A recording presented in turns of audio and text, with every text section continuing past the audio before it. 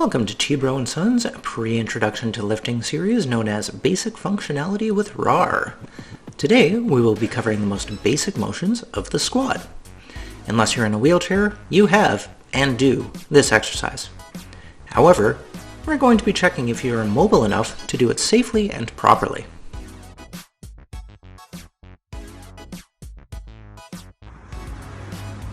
Rawr, Rawr, push, get it, yeah. That's your sticking point. Dig, yes. As stated, the squat is done every day by every person. If you sit, you're doing a squat. This means sitting on the toilet or standing and getting up from bed. Take a step up or down a stair, and you've done a lunge, which is in the same family as a squat. Get down to tie your shoes, and you've done a squat. Unfortunately, the mobility of the squat is often one of the first to go with age. We're all familiar with the long grunt of exerting to sit up after hard exercise or a poor sleep. Improving squat mobility will take the labor out of this task. Your mobility will dictate what equipment you need. If you're only able to sit and stand up while braced against a chair or wall, then do so. If you're able to squat all the way without structure around you, then do that.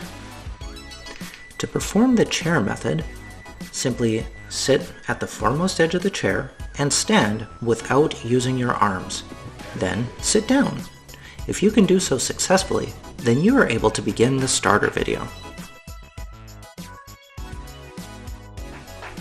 To perform this action with a table or the back of a chair, place both hands on the table and get as far down as you can with your back remaining upright. Stand back up with your back remaining as upright as possible.